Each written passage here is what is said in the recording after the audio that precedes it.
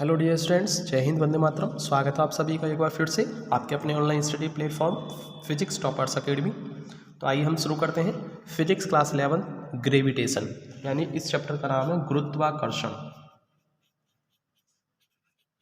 ठीक है, गुरुत्वाकर्षण। तो देखिए डियर स्टूडेंट्स, आज हम बताने वाले हैं variation in value of acceleration due to gravity above the earth's surface, यानी पृथ्वी तल से जब हम ऊपर जाते हैं तो गुरुत्वाकर्षण स्मॉल जी के मान में कुछ चेंज हो जाता है, कम हो जाता है या ज़्यादा हो जाता है, वो हम देखेंगे बाद में। डेरिवेशन का हम रिजल्ट देखेंगे क्या है, उसके बाद बताएंगे। लेकिन हाँ, जी की वैल्यू चेंज हो जाती है जब अर्थ के सरफेस से हम ऊपर जाते हैं कुछ हाइट पर। ठीक है, तो आज हम यही देखने वाले हैं कि कम हो जाती है, ज़्यादा हो जाती है, इंक्रीज होती है, डिक्रीज होती है, ये देखने वाले हैं। ठीक है, तो देखिए सबसे पहले मैंने सपोज यहाँ पर मैंने एक अर्थ लिया है और अर्थ को मैंने परफेक्टली स्फेयर मान लिया है, यानी पूर्ण एक गोलीय आकार का मान लिया मैंने अर्थ को। ठीक है, और उसकी त्रिज्या मान ली मैंने R E for earth, radius of earth यानी कि आर ई। तो इसलिए मैंने इसकी त्रिज्या को आर ई मान लिया। और जो एम ई है, मास ऑफ अर्थ यानी कि पृथ्वी का द्रव्यमान है ये, इसलिए मैंने सफिक्स में ई जो लगाया वो अर्थ के लिए लगा दिया भाई। ठीक है, ई फॉर अर्थ इसलिए ई लगा दिया। आप चाहे तो रेडियस को आर और मास को कैपिटल एम भी मान सकते हैं।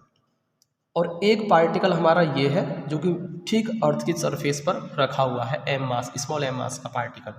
ठीक है, एक स्मॉल एम द्रव्यमान का एक और दूसरा कण है जो कि ठीक अर्थ की सरफेस पर रखा हुआ है। ठीक है, आप देखिए स्मॉल जी की वैल्यू चेंज हो जाएगी जब हम इसको यहाँ से कुछ हाइट एच पर ले जाकर रख देंगे। यहाँ जब ये यहाँ से यहाँ पहुँच जाएगा तो इसकी जी की वैल्यू जो है ना, अभी कुछ कम या ज़्यादा हो जाएगी, यानी चेंज हो जाएगी। कहने का मतलब क्या है, चेंज हो जाएगी।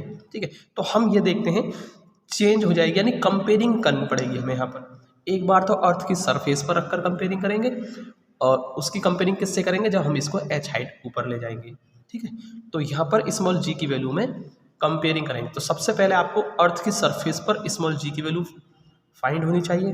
ठीक है, और फिर आप जब उसे एच हाइट ऊपर ले जाएंगे तो वहाँ पर स्मॉल जी की वैल्यू आपको फाइंड करनी है। तो दोनों जगह आप फाइंड कर लें जी की वैल्यू। ठीक है, ज्ञात करेंगे और उसके बाद दोनों की तुलना कर देंगे, कंपेयरिंग कर देंगे। आपको पता चल जाएगा कि जी की वैल्यू ऊपर जाने पर कम हो रही है, ज़्यादा हो रही है, यानी चेंज हो रहा है, क्या चेंज हो रहा है। ठीक है, तो देखिए सबसे पहले मैं अर्थ की सरफेस पर, तो सपोज कर लिया मैंने, मान लिया कि माना अर्थ की सरफेस पर एक्सीलरेशन ड्यू टू ग्रेविटी यानी गुरुत्वाकर्षण का जो मान है वो क्या है, स्मॉल जी है। क्या है, स्मॉल जी। और ये कहाँ पर है, अर्थ की सरफेस पर है। तो पहले मैं जो कर रहा हूँ अर्थ की सरफेस के लिए कर रहा हूँ। तो हम जानते हैं स्मॉल जी और कैपिटल जी में रिलेशन, ये एक रिलेशन होता है स्मॉल जी और कैपिटल जी में। तो स्मॉल जी की जो वैल्यू होगी अर्थ की सरफेस पर वो कितनी रहेगी, इतनी रहेगी। और सपोज अब हम इसको एच हाइट ऊपर ले जाते हैं, तो जब ये यहाँ से यहाँ पहुँच जाता है तो इस पर जी की वैल्यू कुछ चेंज हो जाएगी। तो सपोज वो क्या हो जाती है, जी डैश हो जाती है। तो उसके लिए क्या आएगा, जी मास नहीं चेंज होगा अर्थ का, और रेडियस चेंज हो जाएगी। देखिए अब पहले तो आर ई की वैल्यू चेंज हो जाएगी। देखिए पहले तो पार्टिकल यहाँ था, जो कण था वो कहाँ था, यहाँ था। तो आर ई डिस्टेंस यानी कि अर्थ की रेडियस के बराबर डिस्टेंस पर था। अब आपका एच हाइट ऊपर पहुंच गया, तो आर ई ये हाइट और एच ये वाली हाइट, यानी are E plus H height पर है अब इस कंडीशन में। यानी टोटल हाइट कितनी हो जाएगी, यहाँ से लेकर यहाँ तक की आर ई प्लस एच, यानी कि आर ई प्लस एच। तो हम यहाँ पर आर ई ना लिख करके क्या लिखेंगे, आर ई प्लस एच कर देंगे हम। और इसका कितना हो रहा है, स्क्वायर हो रहा है। तो ये आपकी सेकेंड आई। अब हमें पता कैसे चलेगा कि जी की वैल्यू चेंज हुई है, कम हुई है, ज़्यादा हुई। तो उसके लिए हमें कंपेयरिंग करनी पड़ेगी, इक्वेशन फर्स्ट और सेकंड की तुलना करनी पड़ेगी। तो सबसे पहले हम क्या करेंगे, जी डैश में जी का, यानी कि जी डैश में जी का डिवाइड कर देते हैं, यानी समीकरण 2 में समीकरण 1 से भाग करने पर। ठीक है, और इंग्लिश वाले लिख लेंगे dividing by equation first in equation second, ऐसा लिख सकते हैं आप। यानी कि कितना हो जाएगा,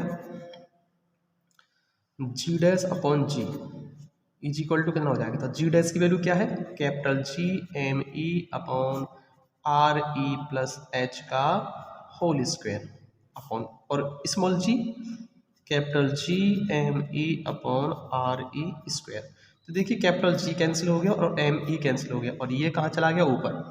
तो इसको हम लिख देंगे ऊपर आर ई स्क्वायर हो गया और यहाँ आर ई प्लस एच का क्या हो गया, आर ई प्लस एच का होल स्क्वायर हो गया अभी।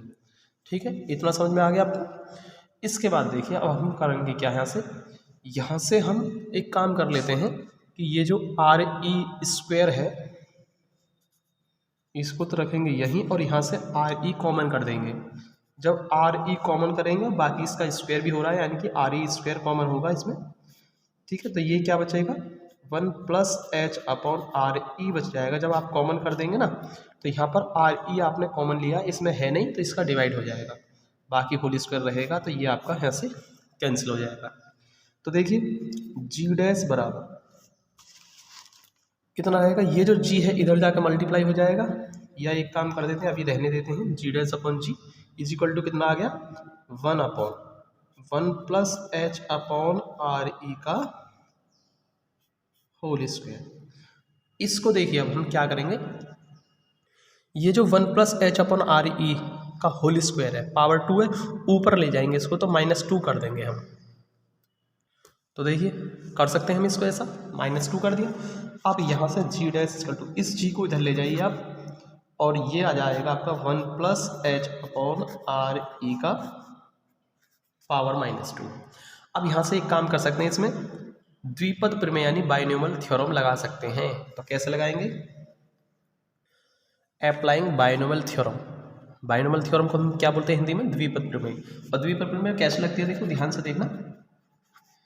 देखिए फर्स्ट टर्म को तो हम पहले ऐसे ही लिखते हैं, फिर ये जो पावर होती है ना, ये पावर इसकी हम मल्टीप्लाई कर देते हैं इस सेकंड टर्म में एच अपॉन आर ई में, बस हो गया, सिर्फ इतना।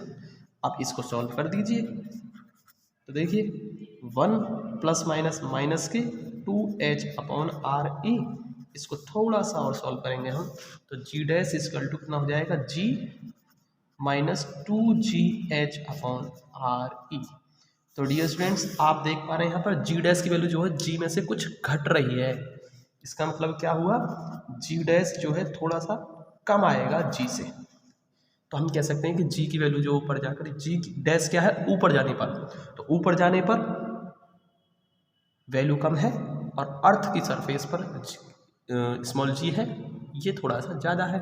तो इसका मतलब क्या हुआ, ऊपर जाने पर g की वैल्यू घट गई। तो कह सकते हैं कि द वैल्यू ऑफ g, ठीक है, the value of g decrease on the या अबव द अर्थ सरफेस। ठीक है, पृथ्वी तल से ऊपर जाने पर स्मॉल g का मान घट जाता है। The value of small g decrease above the earth surface. इतना आप रिजल्ट यहाँ लिख देंगे आप। ठीक है, तो मिलते हैं अगले वीडियो में, तब तक जय हिंद, वंदे मातरम।